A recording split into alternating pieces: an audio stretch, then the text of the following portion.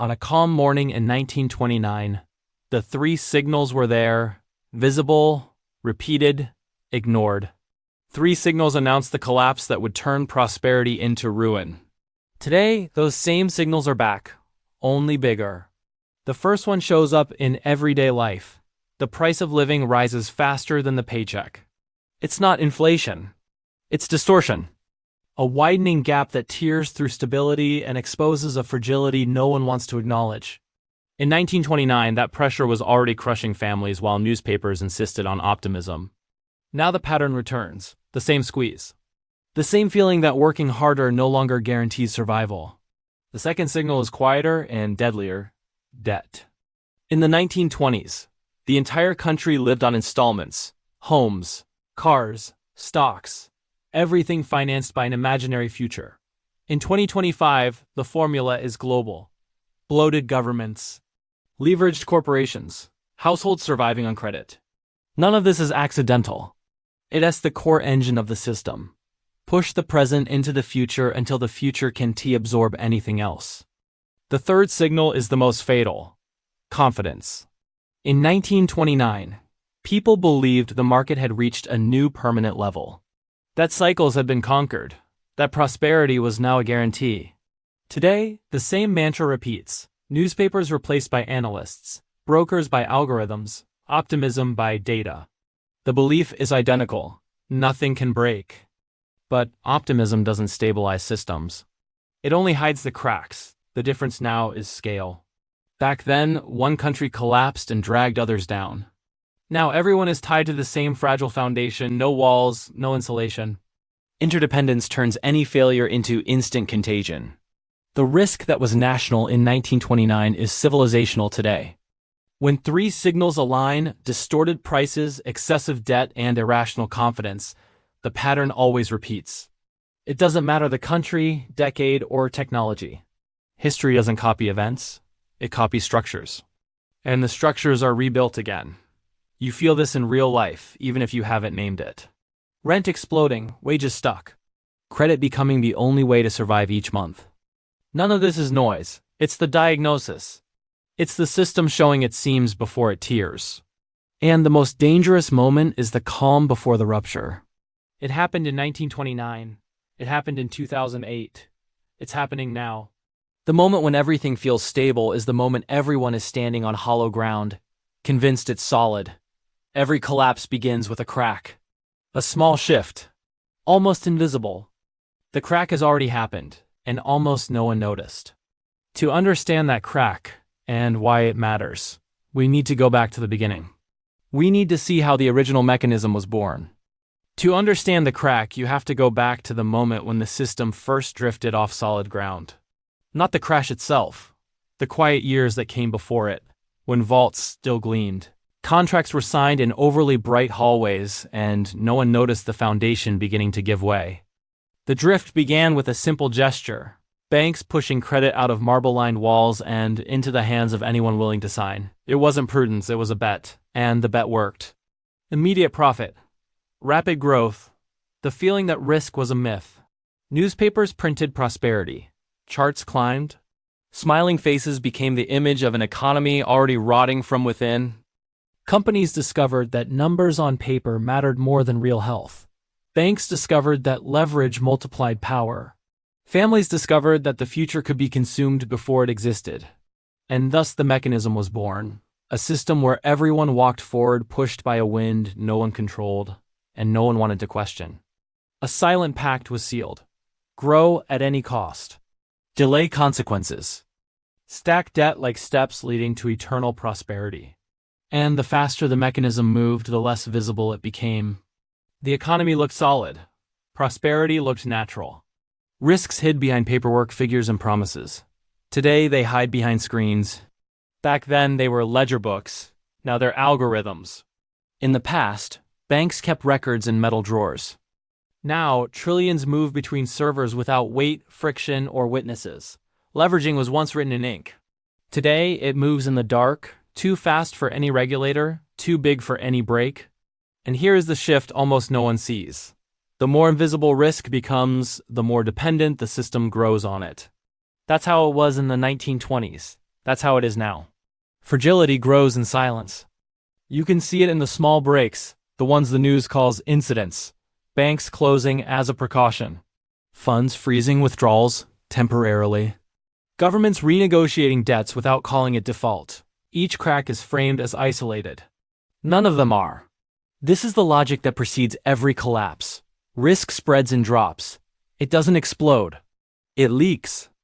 And when it leaks, it finds the same fuel that powered 1929, euphoria. Back then, people thought technology had made the system invincible. Today, they think central banks control everything. The illusion changed clothing, not essence. The modern mechanism is an oversized version of the old one. Back then, margin calls destroyed families. Today, derivatives can destroy countries. The machinery became faster, more global, more interconnected, and because of that, more inevitable. This is the moment when the question becomes unavoidable. Do you feel your life is safer than it was 5 years ago? Your answer reveals your position in the machinery. Because while the surface shows normality, the underground shows another truth. Stagnant wages, a rising cost of living, credit replacing income. That's not noise. That's structural pressure. The same pressure that pushed the world over a cliff a century ago. And this is where the mechanism hits its limit. The moment it stops expanding and starts saturating, saturation doesn't announce itself. It accumulates, it hardens. It coils around the system like a snake tightening around its prey. And when saturation is complete, the same thing always happens, the first visible rupture. Before 1929, it appeared as modest declines. Now it has appeared again, it just hasn't been given a name yet. The crack has already happened. And the next piece of the mechanism is always the same. Confidence begins to melt and takes everything down with it. When confidence begins to melt, the system finally reveals what actually holds it together. It isn't profit. It isn't technology. It isn't economic policy. It's the silent fear that everything will stop. Institutions know this. Governments know this. Banks know this. And that's why they do everything possible to prevent the meltdown from being named. The first institutional response to saturation is always the same. Disguise it. They call failures adjustments. They call losses volatility. They call cracks isolated events. That's how it was in 1929. That's how it is now. Look at the last few years. Central banks printed trillions just to keep markets breathing. It wasn't stimulus. It was a transfusion. A transfusion that created an organism incapable of surviving without constant injections. Meanwhile, governments piled up debts that will never be paid, pushing maturities into a future that doesn't exist. Companies survived by swapping old debt for new debt, like replacing old dynamite with fresh dynamite and hoping no one notices. And the public? The public kept consuming. Because every fragile mechanism depends on a collective illusion. The idea that the system is stable simply because it hasn't collapsed yet.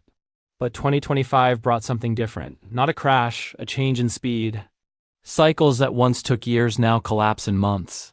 Information that once moved through newspapers now moves through servers. Panic that once spread in weeks now spreads in minutes. That makes any crack more explosive because it multiplies on its own. What used to be a local fire now becomes a global storm. When one piece fails, all the others hear the sound. And the sound is already echoing. Look at the markets, inflated assets with no real foundation. Companies priced as if they're indestructible while burning cash every quarter. Governments rolling debt at rates they cannot pay.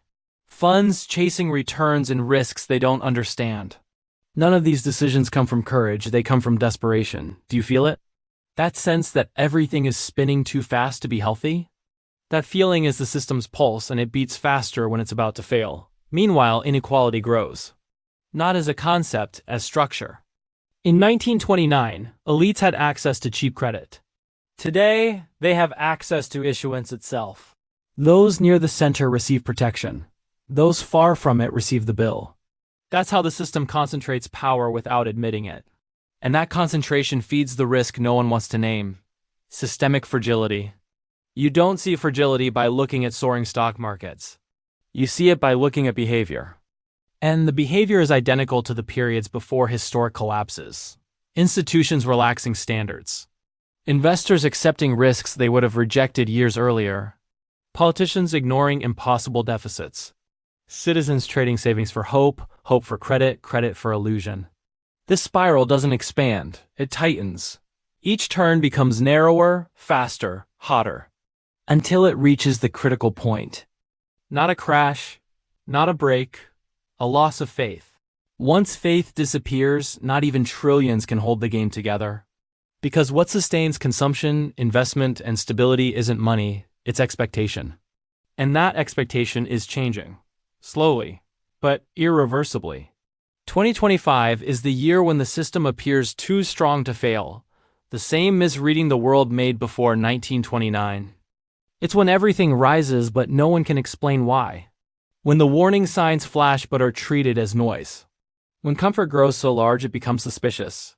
This is the point in the cycle when collapse stops being a hypothesis and becomes a matter of time. And the time is shrinking. Because there's one final layer no one likes to face. When institutions start protecting themselves instead of the public, it's because they know the next move will be too big to hide. And that move is already appearing at the edges. What comes next is not a correction. It's exposure. And once exposed, the system doesn't return to its previous state. It reveals itself completely. When the system begins to reveal itself, the economy stops looking like a set of numbers and becomes something much deeper. A force capable of reorganizing entire countries. In 1929, that force swallowed banks and factories. Today, it swallows nations, currencies, and alliances. Collapse is no longer a financial accident. It has become civilizational. You can see this in the foundation of everything. Dependence. Not personal dependence, structural dependence. Governments depend on more debt to keep services running. Companies depend on more credit to stay alive. Cities depend on more consumption to sustain jobs. And families depend on more financing just to survive the month. This dependence is a spiral that never retreats. It only advances. Each layer pulls the next. Each level requires more. And the more it requires, the more fragile it becomes. This is the point where the system stops resembling an economy and starts resembling a hydraulic machine on the verge of bursting under pressure. In 1929, the pressure blew up in the banking sector. Now it spreads across the entire map, a map connected by cables, contracts, and algorithms. A failure in one corner doesn't create local turbulence. It creates an instant storm everywhere else. This is where risk crosses borders and becomes destiny. When confidence melts, central banks become the last pillar. And once they become the last pillar, they become the risk themselves. Every intervention fixes the symptom but expands the disease. Every stimulus delays the fall but makes the fall bigger. Every decision that appears stabilizing creates the next instability. The system has become a hostage to its own defense. And it's at this stage that history starts slipping out of control. Because when institutions must lie to maintain calm, rupture is no longer a prediction, it's a schedule. Look at what never makes the headlines. Currencies devaluing in cascades, countries renegotiating debt in secret, sovereign funds liquidating reserves to patch internal holes, giant companies altering balance sheets to hide cash burn. These silent movements are the cracks that come before earthquakes. And the most unsettling part is that society adjusts to the risk without realizing it. In the 1920s, people had two certainties. Work guaranteed dignity, and savings guaranteed the future. Both collapsed at the same time. Now the mechanism is repeating the process. Wages have lost power, savings have lost value, stability has become a promise. And when those three pillars weaken together, the population begins to shift. Not physically, but emotionally. People stop believing in effort. Stop trusting the system. Stop expecting returns. And start reacting with fear, anger, or apathy. None of these responses can sustain the base of a healthy economy. This is the point where economic instability becomes political instability. In 1929, that shift fueled protectionism, extremism, coups, and unrest. Today, the same lines are emerging, fiery speeches, leaders promising instant salvation, populations demanding rupture. Economy creates politics. Politics amplifies crisis. Crisis destroys economy. The cycle closes. And inside this cycle there is always a decisive moment. The moment when people realize the rules they were taught don't work anymore. In the past, families learned too late that banks weren't invincible. Today, the world is about to learn that governments aren't either. And that's exactly the threshold we're standing on. The global system is not just fragile, it's jammed. Too indebted to move backward. Too dependent to stop. Too interconnected to isolate. Too fast to control. And when a system becomes fast, fragile, and interdependent at the same time, it doesn't break slowly, it breaks all at once. And the most disturbing part? The next phase of this pattern won't happen in the markets. It will happen directly in people's lives. And that's what comes next. When a system is on the verge of breaking, the economy stops being abstract. It walks right through your front door, quiet but constant. That's how it was in 1929. That's how it is now. It doesn't begin with giant bankruptcies, but with small daily shifts you feel before you understand. The first one is simple. Everything costs more. Not textbook inflation, drainage. Food prices rise before your salary. Rent jumps before your income. The feeling of running in place stops being a metaphor and becomes your routine. This isn't microeconomics. It's a symptom of a machine shifting weight onto its weakest link. The second change is even more revealing. Credit replacing purchasing power. In 1929, families traded hope for installments. Today, they trade income for credit limits, no interest payments, and financing dressed as quick solutions. It's always the same pattern. When the system is sick, it makes people believe they are the problem, not it. Then comes the cruelest point. Individual effort stops working. You work more, save more, organize better, and still feel pulled by something bigger than you. That's not personal failure. It's structural gravity. When the foundation sinks, no one moves forward.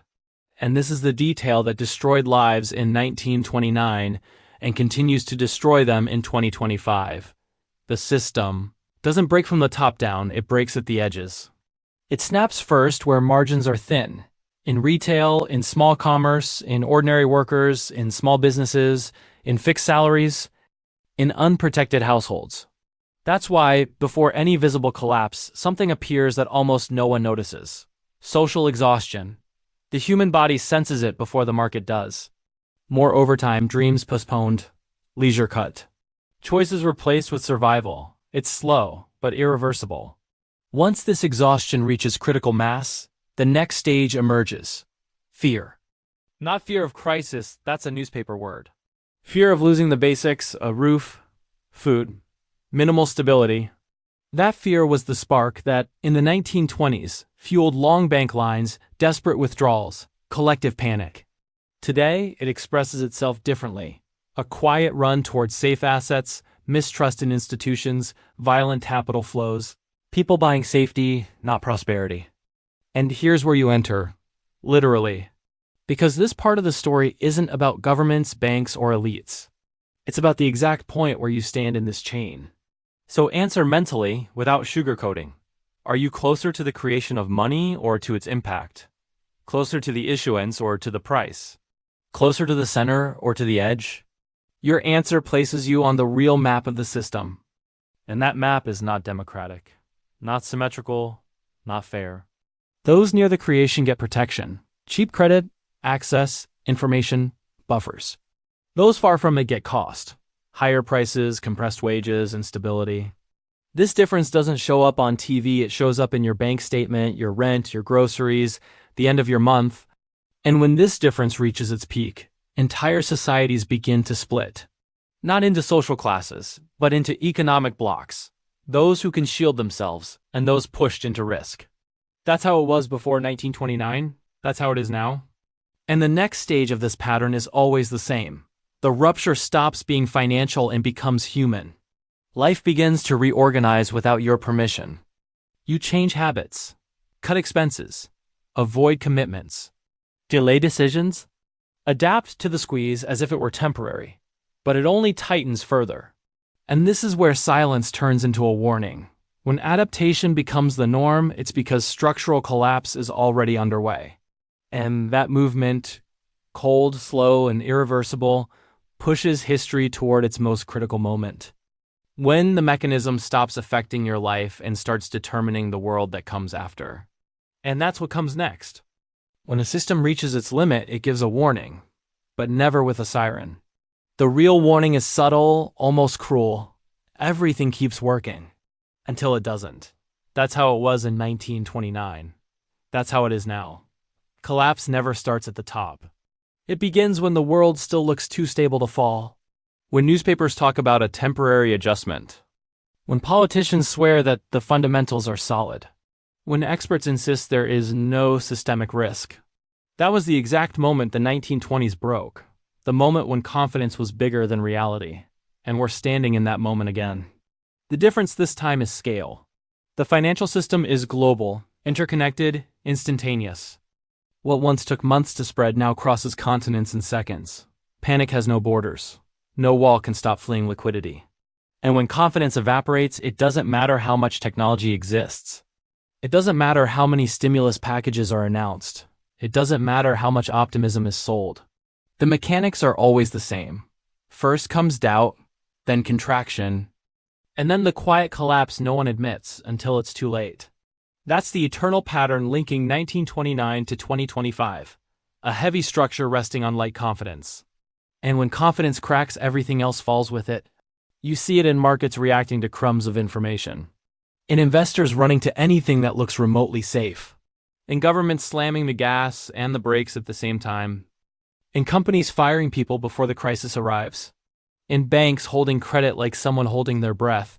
You're watching the system prepare for an impact it refuses to acknowledge. And here's the part no one wants to hear. It's not a question of if, it's a question of when. Because any economy built on rising debt and stagnant productivity eventually reaches correction. You can ignore it. The market doesn't. History doesn't. Math never does. The truth is simple. The world runs on expectations. Expectations run on confidence. When confidence breaks, what's left is what always remains in history's darkest moments. Instinct, fear, and reaction. And at that point, when stability becomes a mirage, another pattern returns. Those near the center protect themselves. And those far from it pay the price. That's how it was in every major crisis. That's how it will be in the next one. That's why, before ending this episode, I want you to face something coldly. You're watching the same story, but on a bigger scale. And this time, no one is off the board. The crash of 1929 devastated one country. The next one has global reach. And the uncomfortable and only question that matters is this: where are you in the chain when the water rises? Near the source or in the part that sinks first? Think about that without romanticism, without comforting denial, without hopeful illusions. Because when this cycle closes, and it will close, the world that emerges on the other side will not be the same. Not for governments. Not for markets, not for you. If you realize that throughout this video, you're already ahead of most people. And if any part of this narrative hit close to home, I want to know. What's the clearest signal you're seeing in your country right now? Drop it in the comments.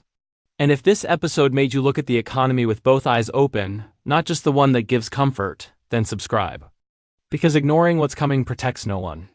But understanding the pattern can be the difference between being swept away and seeing the impact before the dust rises.